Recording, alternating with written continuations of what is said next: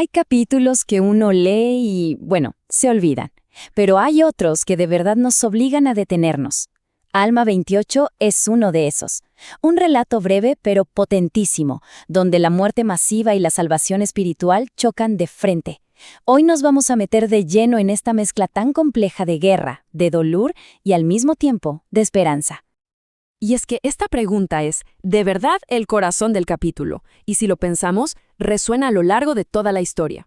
¿Cómo es posible que una sociedad experimente al mismo tiempo la violencia más brutal y un despertar espiritual masivo? Es una paradoja, ¿no?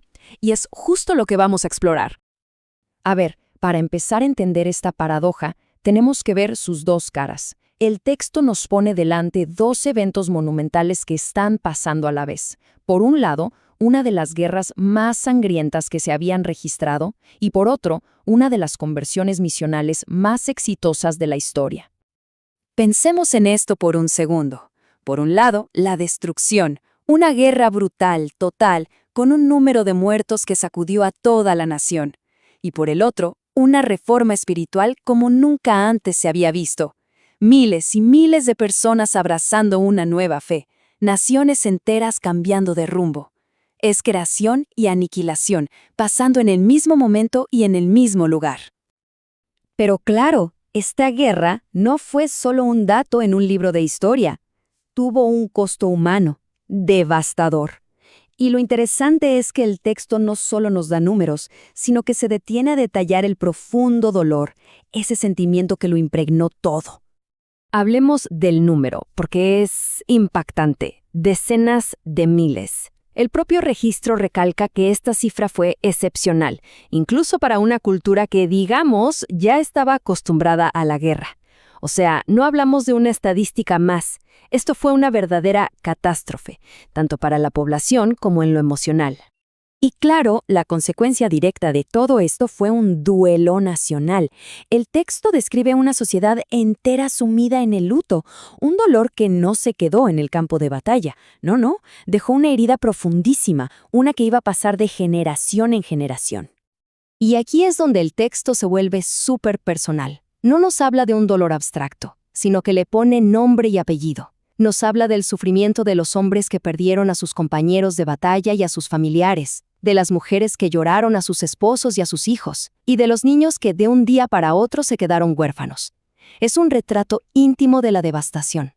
Y justo aquí es donde el capítulo da un giro teológico que es clave. Ya no se trata solo del costo físico, de las vidas perdidas, sino que ahora vamos a ver el significado espiritual de la muerte en medio de todo este caos. Miren, el contraste es que no podría ser más claro. Para los justos, la muerte, aunque es una tragedia, se ve como un paso hacia la esperanza, hacia la salvación en Cristo. Pero para los impíos, es el fin. Un fin lleno de miedo, de temor ante el juicio que saben que viene. Es la misma muerte, pero son dos experiencias espirituales totalmente opuestas. Entonces, ¿cuál es el punto crucial de todo esto? Que la guerra al final funciona como una especie de revelador espiritual. Pone al descubierto, sin filtros, la verdadera condición del alma de cada persona. Hay un dicho que dice que la crisis no crea el carácter, lo revela. Bueno, pues aquí pasó exactamente eso.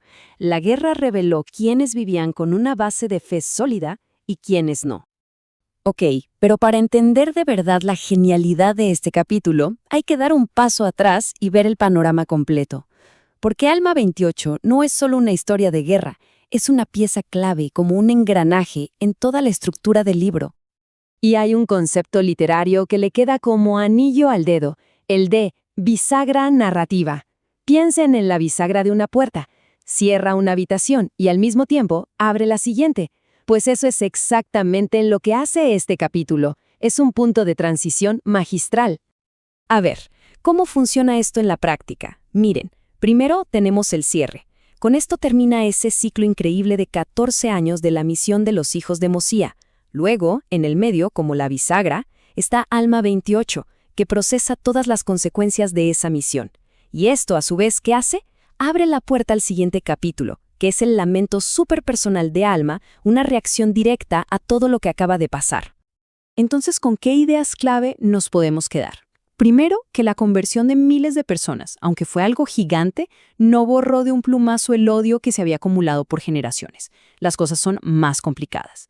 Segundo, que todo ese trabajo misional tuvo consecuencias muy reales, alterando el mapa político y militar de la región. Y tercero, que este capítulo es un recordatorio muy potente del terrible precio humano que tiene vivir en un continente dividido. Y cerramos con esta pregunta, ¿qué da para pensar? Lo que nos deja Alma 28 es esta idea de que la fe tiene un poder tremendo, claro que sí, para cambiar individuos y hasta naciones enteras.